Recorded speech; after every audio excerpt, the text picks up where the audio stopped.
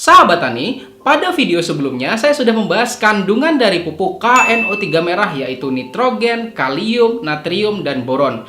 Pada kandungan pupuk itu ada salah satu unsur kimia yang jarang sekali dibahas secara detail yaitu unsur natrium atau dikenal juga dengan istilah sodium. Pada pembahasan lalu, saya hanya membahas bahwa sodium memiliki peran penting buat tumbuhan dan hewan ya sahabat tani. Dan sesuai keinginan Anda, subscriber yang sudah mendukung perkembangan channel ini, terutama buat yang suka pakai micin. Dan juga yang katanya sekarang berada dalam generasi micin ya sahabat tani, saya buatkan video membahas tentang peran natrium bagi tanaman kita. Jadi, pasti bermanfaat, tonton sampai habis ya. Kita intro dulu. Bam!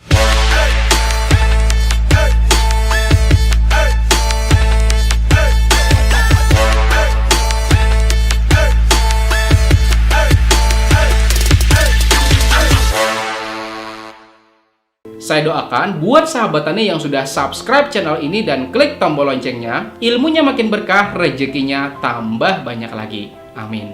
Sebelum saya mulai, buat sahabat tani yang tanya, kok Pak PPL bikin videonya lama banget sih? Dan juga harusnya kan bisa, tiap hari bisa upload. Jawabannya sahabat tani karena saya mau buat video yang isinya memang berdasarkan fakta ilmiah ya sahabat tani. Jadi saya mesti konsep dulu, cari beberapa referensi baik di internet juga beberapa referensi dari jurnal-jurnal supaya bisa lebih dipertanggungjawabkan sehingga bisa jadi referensi sahabat tani dalam meningkatkan usaha taninya. Oke, kita mulai ya sahabat tani. Natrium merupakan unsur dengan nomor atom 11 dan natrium biasa dikenal orang dengan istilah sodium ya sahabat tani dan merupakan elemen penting bagi hewan dan tumbuhan. Natrium adalah unsur melimpah yang menyusun sekitar 3% kerak bumi. Selain itu juga ditemukan di hampir semua permukaan dan badan air bawah tanah dan tentu saja berlimpah di laut dan samudra ya sahabat tani di mana bisa mencapai lebih dari 15%. Maka berdasarkan hal ini tentu saja tidak mengherankan ya sahabat tani bahwa sebagian besar makhluk hidup baik manusia, hewan maupun tumbuhan ya akan terus bersentuhan dengan yang namanya unsur natrium ini selama siklus kehidupannya dengan tingkat atau kadar yang bervariasi. Satu referensi mengatakan bahwa natrium memegang pengaruh dalam tekanan sistolik tubuh makhluk hidup. Pada dosis tertentu, natrium dibutuhkan untuk menjaga dan menjamin tekanan sistolik berada pada kondisi normal. Dan pastinya dengan mengurangi kadar natrium yang diasup setiap harinya dapat menurunkan tekanan sistolik tersebut. Menurut Journal of Experimental Botany nomor 65 Maret 2014 menyebutkan salah satu fungsi yang dimiliki oleh natrium bagi tanaman adalah sebagai alternatif pengganti asupan substitusi kalium bagi tanaman kita. Ada beberapa penelitian menyebutkan ya sahabat tani, natrium dapat menggantikan peran kalium dosis rendah pada tanaman. Ini berarti bahwa jika sahabat tani ingin memastikan tanaman sahabat tani dapat menghasilkan hasil produksi dengan kualitas dan kuantitas yang lebih baik, maka pemberian natrium dapat dilakukan dengan catatan haruslah berdosis rendah. Tetapi ingat bahwa jangan sekali-kali mencampur natrium dengan pupuk berkalium, karena masih ingat pada video yang ini sahabat tani bahwa unsur dengan muatan yang sama tidak dianjurkan untuk digabung karena berpotensi antagonis. Sekarang kita lihat di mana posisi kalium melalui tabel berikut. Di mana kira-kira? Golongan 1A artinya bermuatan positif. Dan di mana kira-kira natrium? Natrium di golongan yang sama yaitu 1A. Muatannya apa? Positif juga. Itu artinya dalam pemberian baik natrium maupun kalium jangan dicampur. Baik, sekarang saya akan mereview salah satu produk berisikan natrium atau sodium berupa monosodium glutamat. Dan di tangan kanan saya ini ada produk mereknya Ajinomoto. Sebenarnya aneh loh sahabat tani. Harusnya yang review ini tuh Chef Arnold dan juga Chef Juna. Tapi kok malah penyuluh pertanian sih yang review? Subscriber saya juga pada aneh ketika saya tawarin tentang MSG. Responnya kayak kesambar petir gitu loh, cepet banget gitu loh. Berbeda dengan garam jenis lain, referensi mengatakan bahwa monosodium glutamat memiliki mineral dan merupakan garam yang paling mudah larut dan juga mudah dikristalkan bentuknya. Makanya bikin rasa masakan kalau dikasih ini bisa jadi umami atau tambah lebih enak. MSG dibuat melalui proses fermentasi tetes gula oleh bakteri tertentu hingga menghasilkan yang namanya asam glutamat. Ketika asam glutamat ini ditambahkan soda atau natrium karbonat, maka jadilah yang namanya MSG ini. Berdasarkan penjelasan yang saya kemukakan di awal bahwa yang namanya natrium dapat menjadi substitusi unsur kalium pada fase vegetatif tanaman dengan dosis kecil, dan mengingat jenis garam MSG juga memiliki mineral di dalamnya, maka pemberian atau aplikasi MSG ini pada tanaman dapat dilakukan asal harus betul-betul memperhatikan dosisnya. Berikut saya paparkan penelitian tentang pengaruh MSG ini dan dosis pemberian MSG yang optimal bagi tanaman. Pertama adalah penelitian Every Grisinta yang berjudul pengaruh pemberian monosodium glutamat atau MSG terhadap pertumbuhan dan produksi kacang tanah.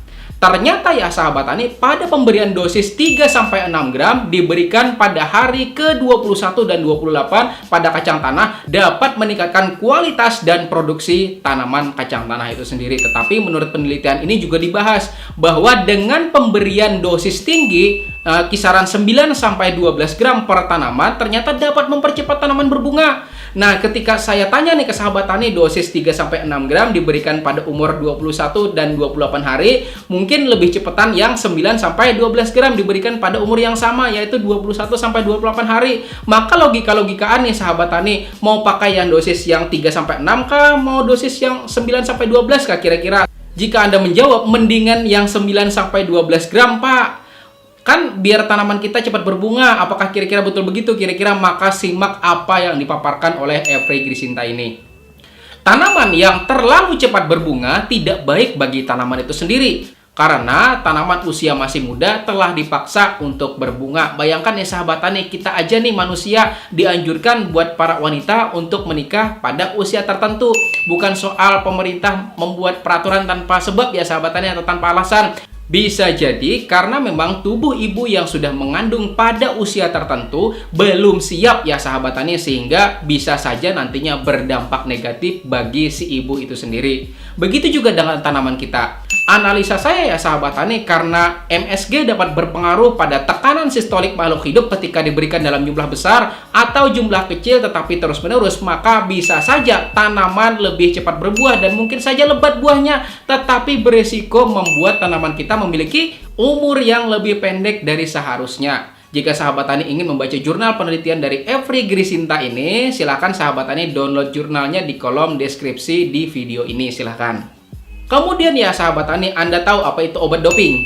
Itu loh yang buat para atlet. Dalam dunia olahraga, doping merujuk pada penggunaan obat peningkat performa oleh para atlet agar dapat meningkatkan atau memanipulasi performa atlet tersebut. Mungkin ketika menggunakan obat doping ya sahabat tani, atlet tersebut memiliki performa yang meningkat drastis, tetapi jika digunakan dalam jangka waktu yang lama dan terus-menerus akan berdampak negatif bagi tubuh si penggunanya. Hingga sudah banyak sekali sahabat tani kasus kematian karena bahaya penggunaan obat doping ini. Dan jika kita hubungkan ya sahabat tani dengan doping, bisa saja pemberian natrium di sini dapat bersifat doping bagi tanaman. Makanya jika betul kondisinya seperti ini, maka tanaman kita akan cepat mati nantinya karena dipaksakan dan dimanipulasi pertumbuhannya hingga memiliki kualitas bahkan di atas rata-rata. Argumen saya ini ya sahabat tani diperkuat oleh penelitian Wahyuni dan kawan-kawan dengan judul penelitian yaitu pengaruh pemberian air versin terhadap pertumbuhan tanaman pacar air, di mana tanaman yang mendapatkan perlakuan pemberian MSG dosis lebih tinggi ya sahabat tani lebih cepat menguning daunnya, lebih cepat layu dan juga lebih cepat mati. Untuk itu ya sahabat tani, jika Anda tanya ke saya bagaimana pendapat saya soal penggunaan MSG bagi tanaman kita, maka saya sarankan tahan dulu. Jika memang mau juga ya sahabat tani dalam penggunaan natrium terutama monosodium glutamat hanya untuk tanaman sekali panen saja, kira-kira misalnya tanaman padi, tanaman jagung, dan tanaman sekali panen lainnya misal tanaman sayur. Tetapi perlu diingat efek samping dari penggunaannya, yaitu terutama buat sahabat tani yang asal memberikan MSG tanpa takaran. Penelitian Nopi terkait MSG pada tanaman pakcoy dalam jurnal berjudul Monosodium Glutamat Utilization of Improving Plant Pakcoy Vegetative Growth menyebutkan bahwa pada tanaman pakcoy jika diberikan dalam jumlah lebih dari 15 gram per tanaman ya sahabat tani dapat menurunkan kualitas pertumbuhan tanaman itu sendiri. Lalu bagaimana dengan tanaman bunga? Menimbang kondisi seperti ini, saya kurang menganjurkan ya sahabat tani. Kalau memang mau juga untuk tanaman bunga atau tanaman hias, terutama tanaman hias yang masih belum besar ya sahabat tani, berilah dosis yang rendah. Misal hanya 1 gram saja. Ingat, 1 gram saja, bukan 1 jam saja. Kalau 1 jam saja itu namanya Saskia gotik. Gitu ya sahabat tani. Dan dosis 1 gram saja ini bisa diberikan 2 hingga 3 kali hanya pada fase vegetatif aja. Lalu mungkin sahabat tani bertanya, bagaimana dengan tanaman buah?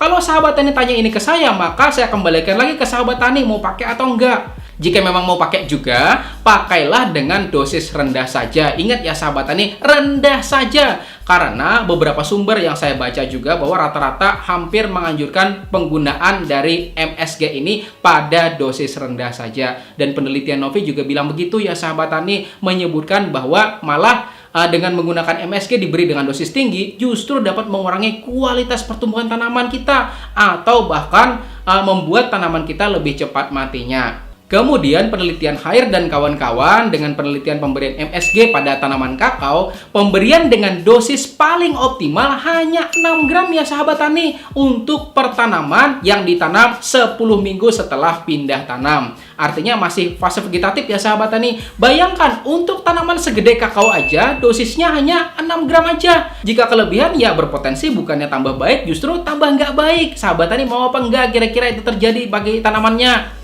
Mungkin terjawab sudah ya sahabat tani penjelasan tentang pupuk KNO3 merah dan putih. Kenapa hanya KNO3 merah saja yang mengandung natrium sementara KNO3 putih tidak? Ya memang karena efektifnya pemberian natrium di sini hanya pada fase vegetatif aja dan kurang dianjurkan pada fase generatif tanaman. Dan melalui video ini saya ingin berpesan, mulai sekarang lebih bijaklah dalam melakukan pemberian unsur hara pada tanaman kita. Ingat prinsip yang sudah saya berikan setiap kali saya jelaskan pada setiap video yang saya upload ya sahabat tani, bahwa yang namanya tanaman itu merupakan makhluk hidup dan makhluk hidup itu pastinya ingin diperlakukan dengan istimewa. Maka buatlah media tanam yang baik buat tanaman Anda, tempat buat dia hidup ya sahabat tani, juga cek pH-nya berapa, kemudian berikan nutrisi organik sebelum kita melakukan pemberian nutrisi kimia. Dan kemudian berikanlah perlakuan istimewa bagi tanaman kita. Misal saat memberi perlakuan entah penyiraman atau pemupukan foliar, itu sertakan air ajaib yang sudah saya jelaskan pada video yang ini ya sahabat tani. Dan juga sediakan agensi hayati untuk membantu tanaman terbebas dari jamur atau cendawan penyebab penyakit. Serta rawatlah dan besarkan ia dengan perasaan gembira dan senang. Insya Allah tanaman pun akan merespon perasaan sahabat tani. Seperti sahabat tani yang sudah merespon positif dari perasaan senang saya bikin video sahabat tani. Nah itu juga yang akan direspon tanaman sahabat tani. Dan juga pada dasarnya kehidupan kita dan alam semesta ini pasti akan bereaksi pada frekuensi yang terpancar. Siapa kira-kira pemancarnya? Kita sendiri ya sahabat tani. Nah maka ciptakan perasaan bahagia supaya tanamannya dapat tumbuh dengan lebih optimal lagi. Gitu ya sahabat tani. Karena ya sahabat tani pada dasarnya kita, kehidupan, dan alam semesta ini akan memberikan respon berdasarkan frekuensi, baik frekuensi positif maupun negatif dari pemancarnya. Siapa kira-kira pemancarnya? Ya kita sendiri ya sahabat tani. Dan jika memang Anda penasaran tentang ilmu frekuensi ini, saya akan jelaskan di lain kesempatan tentang ilmu alam semesta yang sudah saya pelajari dan saya kaji sejak 10 tahun ke belakang. Baik ya sahabat tani, itu dulu yang saya jelaskan di video kali ini. Mungkin materi penyuluhan kali ini tidak sesederhana pembahasan sebelum-sebelumnya, tetapi mudah-mudahan tetap bermanfaat untuk Anda dan bisa memberikan referensi untuk Anda. Dan juga di bawah sini ya sahabat tani ada 2 buah video yang saya rekomendasikan untuk Anda pelajari. Mudah-mudahan semakin membuat keilmuan Anda nambah banyak lagi gitu ya sahabat tani. Saya undur diri dulu. Terima kasih sudah nonton sampai habis ya sahabat tani. Saya Rizali Ansar dari channel Penyuluh Pertanian Lapangan. Wassalamualaikum warahmatullahi wabarakatuh.